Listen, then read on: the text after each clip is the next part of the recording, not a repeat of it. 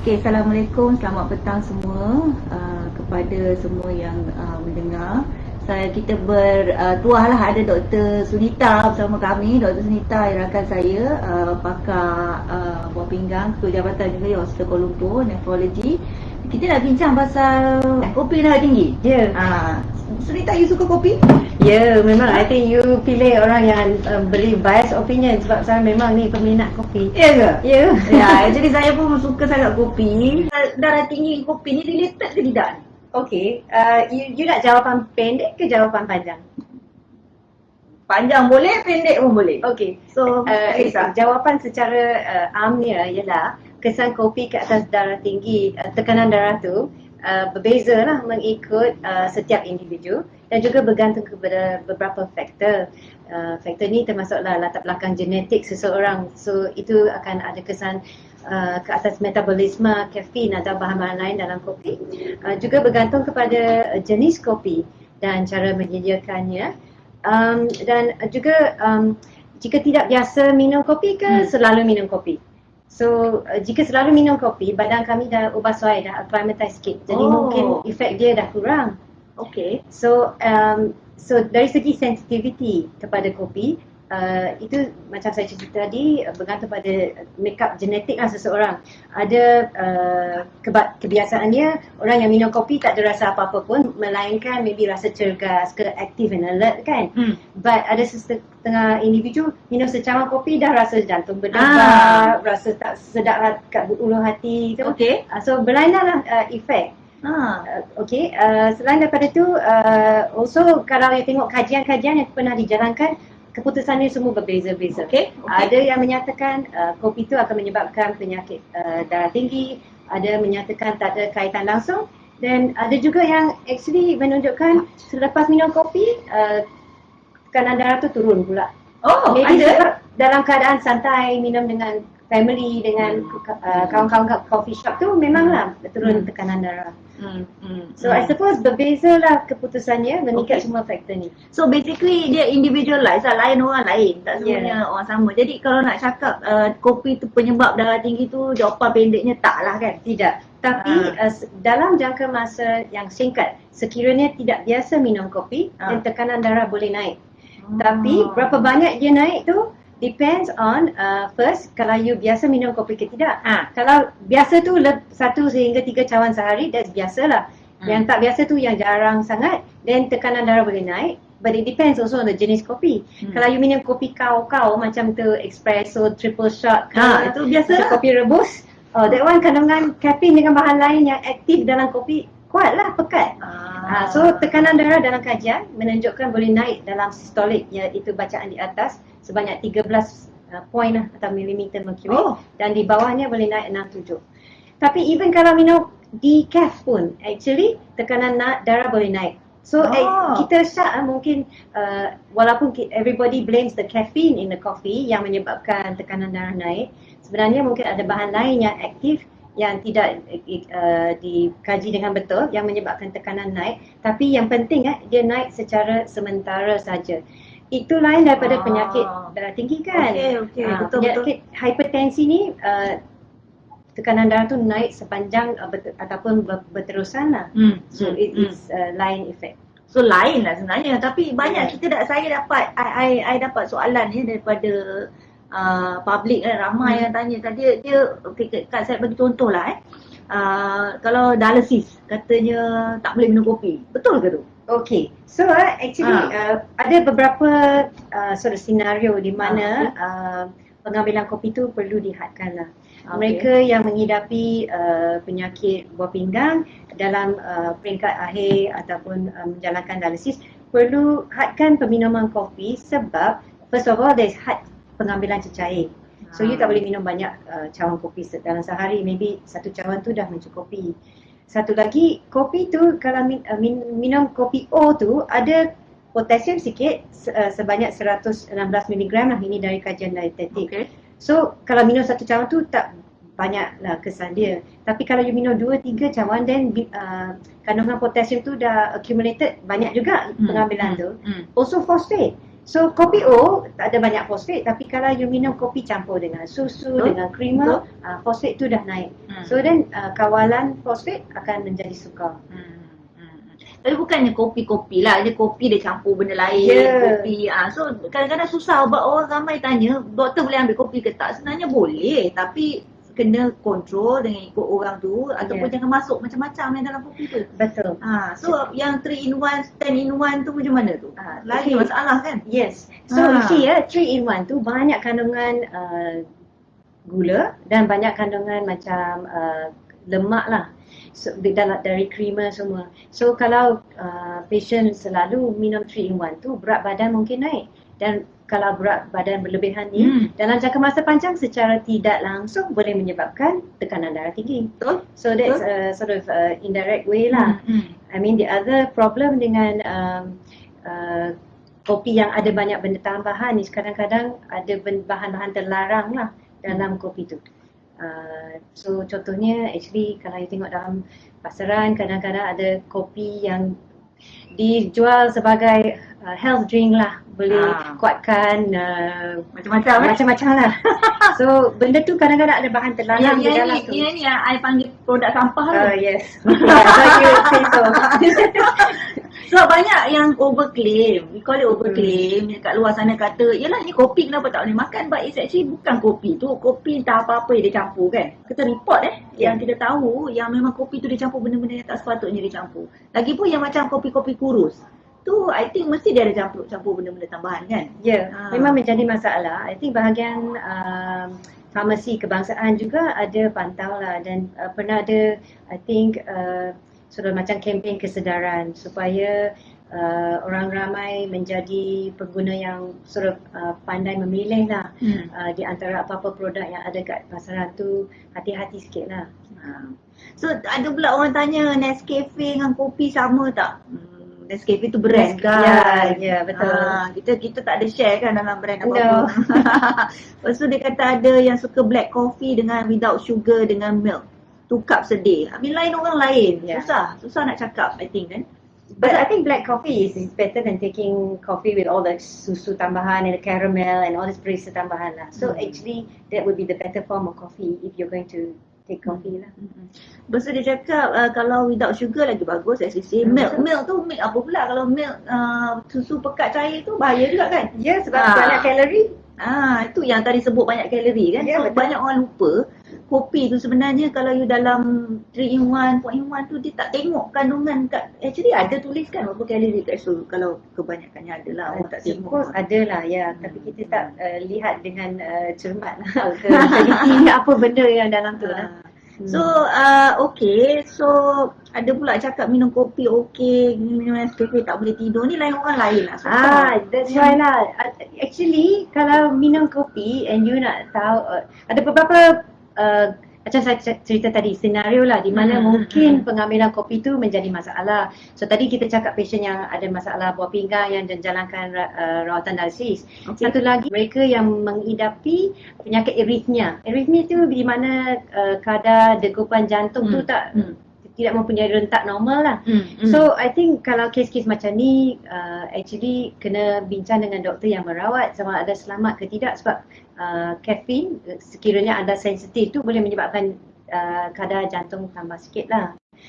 And then lain daripada tu patient yang ada problem dengan anxiety, patient yang ada siapa-siapa problem dengan insomnia, susah nak tidur, memang tak digalakkan mengambil kopi. Bukan saja kopi, actually banyak minuman lain pun mengandungi kafein. Ada 3 in 1 dengan suplemen mana lagi bagus? Saya rasa dua-dua tak bagus I think dua-dua tu ada masalah separate lah. Satu ialah kandungan kalori yang lebih dan satu lagi ialah kami risau lah tak ada kontrol atau kawalan atas bahan tambahan dalam suplemen-suplemen.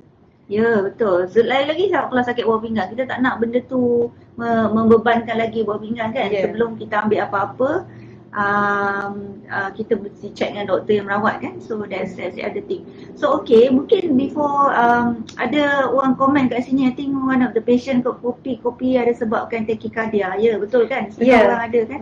Mereka yang sensitif. mungkin akan mengalami simptom macam tu lah. Takikardia yang untuk yang tak tahu, takikardia tu jantung tu akan jadi laju So jadi bukannya biasanya dia akan jadi sementara lah kan, lepas tu dia berhenti. So dia tidak ada masalah. Harap bukan masalah berpanjangan lah. So kepada peminat kopi mungkin berita baik, adalah beberapa kajian menunjukkan mungkinlah kopi tu boleh dikaitkan dengan beberapa faedah lah dari segi kemungkinan mengurangkan risiko mendapat penyakit macam diabetes ataupun Parkinson's disease atau Alzheimer's, iaitu penyakit otak lah. Dan juga adalah a few macam kajian yang menunjukkan kajian yang melibatkan ramai dalam kajian contohnya satu yang keluar 5 tahun yang lepas, dia mengkaji golongan jururawat dan juga golongan pengamal perubatan seramai hampir 250,000 orang, dan dia kaji selama hampir 30 tahun lah ke bawah. So actually that's jangka masa panjang melihat apakah kesan kopi, and dia mendapati dalam golongan yang minum kopi tu actually kadar kematian kurang sikit. Dan kematian tu kurang dari segi penyakit jantung, penyakit neurological, penyakit otak lah, dan juga suicide. Maybe lah, I mean semua ni actually just kita tak boleh directly assume kopi tu akan meningkatkan usia kami ke apa, tak. Tapi setakat ni tidak nampaklah bahaya dari peminuman kopi. But on the negative side, memanglah macam mereka yang sensitif akan mengalami gejala macam jantung rasa laju, rasa rimas, kurang sedap di ulu hati, dan gangguan lah tidur, dan juga kadang-kadang orang boleh jadi macam how to say dependent on coffee. So kalau you kuat minum kopi dan tiba-tiba berhenti, you akan dapat simptom withdrawal. Macam sakit kepala, rasa letih. Saya selalu dapat first day puasa. Yes, that's probably because you biasa minum kopi. Jadi memang nak marah orang je lah pukul 3 hutang tu. So kalau macam tu susah lah, tapi kalau you berhajat nak kurangkan pengambilan kopi, kena buat lah ansur-ansur. Pelan-pelan lah. Betul. Ada kan? Saya rasa tak ada kaitan tu. Itu jangan, mungkin makanan lain yang sedap-sedap tu kot yang menyebabkan. Lepas tu ada soalan coffee with fresh milk. I think it's okay lah, depends again apa you masuk dalam kopi tu. I would think that fresh milk is better than creamer lah. It's lebih sort of natural, lebih sihat lah. So macam kalau creamer, tapi kalau ni nasihat ni bukan untuk semua orang kan. Kalau kita ada penyakit sakit dialysis, fosfat tinggi kan, kalau ada milk, so memang kita suruh dia memang kurang, ataupun jangan top milk. Yes, memang yang terbaik minum kopi O lah. Kopi O, tapi itulah nak keluar mesti nak kopi tarik kan. Mungkin kena hadkan lah, you jangan order tall punya order. You ambil yang kongsi sama-sama dengan orang lain lah. Memang susah lah, memang sangat susah. So banyak, sebab saya dapat banyak sangat soalan dekat social media yang berkenaan kopi. Kopi ni sebenarnya dia punya subjek tu sangat luas banyak sangat jenis kopi di luar sana. So lepas tu pula orang tanya mana satu yang paling terbaik.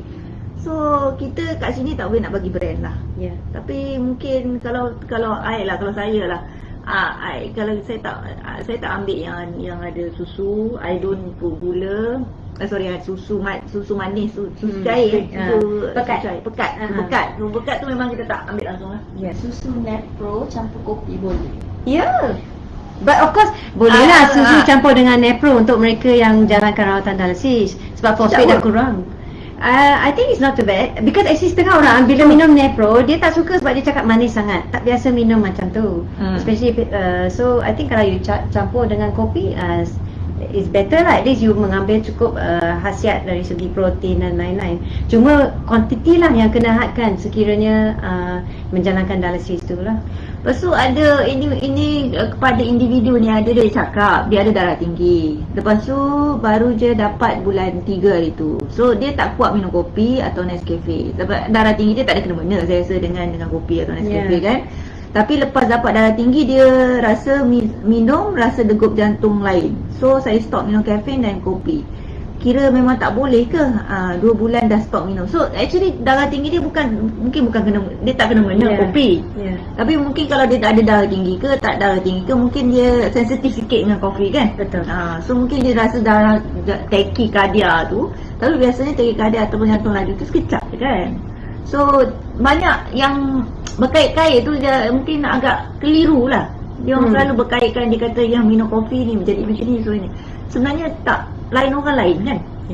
So Tapi actually secara nasihat yang kami berilah, sekiranya anda kena pergi buat pemeriksaan tekanan darah kat klinik ke apa, cuba elaklah daripada minum kopi dalam setengah jam sebelum pemeriksaan tersebut, because maybe lah ada pengaruh atas bacaan dia.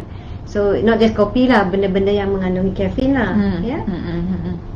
Lepas tu dia ada soalan, kalau hari-hari minum kopi sehari secawan rasa sakit kepala, adakah tidak sesuai dengan minum kopi So kalau ada kena-mena kot dengan kopi, mungkin dia sensitif lah. Ya, mungkin. Mungkin kalau dia sensitif, mungkin dia tak nak, tak perlu ambil pun tak apa kan. Dia bukan perlu ambil kan. Betul. Macam-macam jenis air boleh minum kan.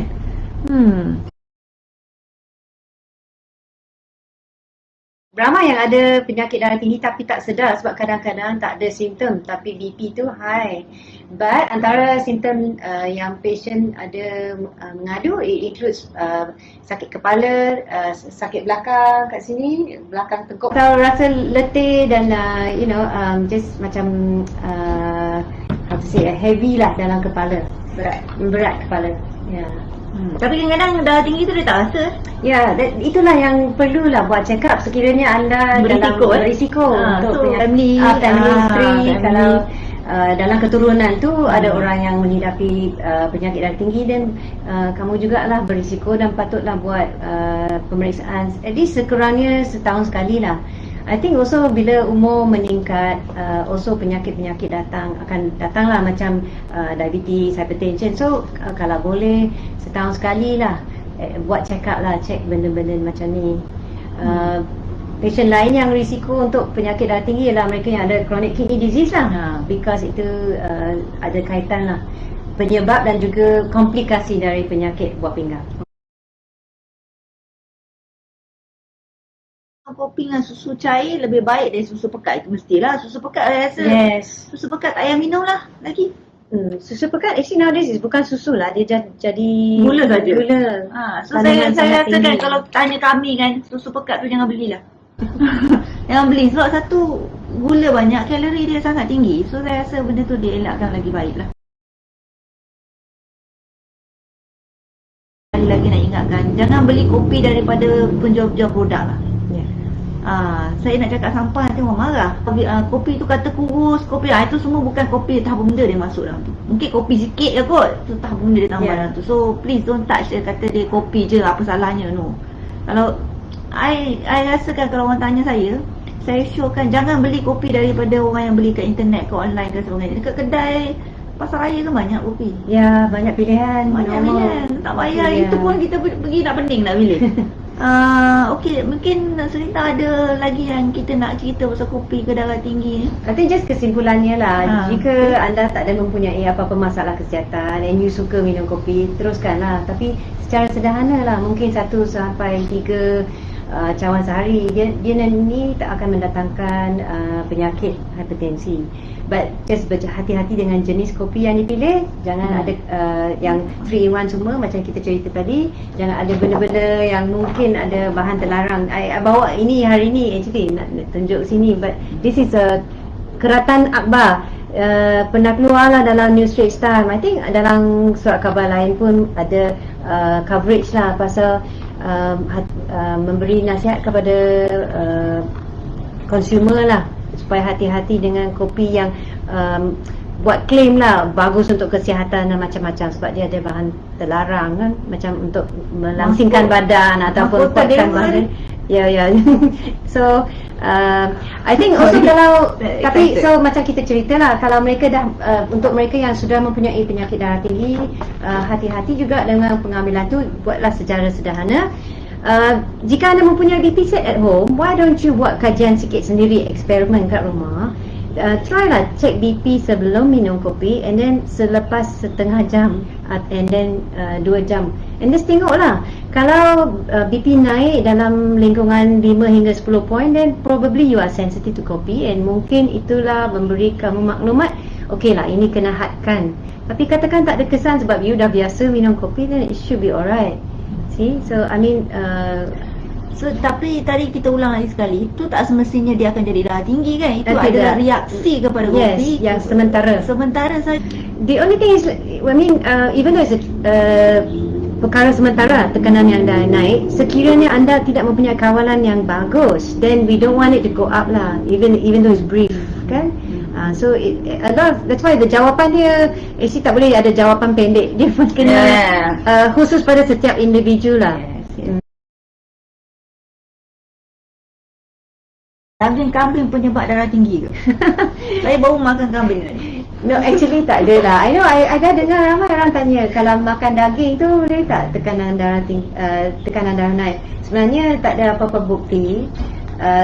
Actually dalam pemakanan tu, apa yang ada kaitan dengan tekanan darah, ada garam yang berlebihan. That is clear lah. Dalam banyak kajian, garam yang berlebihan, contohnya dalam makanan berproses, makanan macam pekasam, budu, all these things kan, tinggi garam boleh ada masalah dengan hypertension.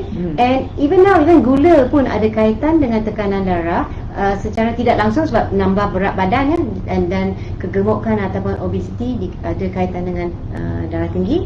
But also kalau pakai gula dari jenis itu high fructose corn syrup, sekarang dia menjadi also tumpuan trend. Dia adalah lebih murah daripada gula sebenarnya. So banyak makanan berproses menggunakan high fructose corn syrup ni sebagai pemanis. But ini adalah tidak elok, dan juga dikaitkan dengan penyakit darah tinggi. So basically tak payahlah tok gula lah. Apa-apa pemanis pun tak payahlah. Yalah, perlu kurangkan. So ada pula orang kata minum kopi jangan tambah gula. Kalau saya kopi tu gula pun tak letak. You letak gula? Saya tak letak gula. So kita semua pakar-pakar ni tak letak gula. So saya tak pasti kenapa you all semua nak tahu gula ke. Tambah gula memang confirm tak boleh lah. Tapi kalau boleh awal gula kopi tu letak gula je, tak sedap kan?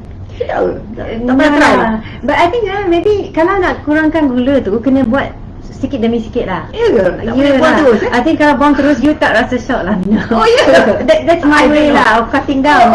You dulu minum Dulu I minum dengan gula.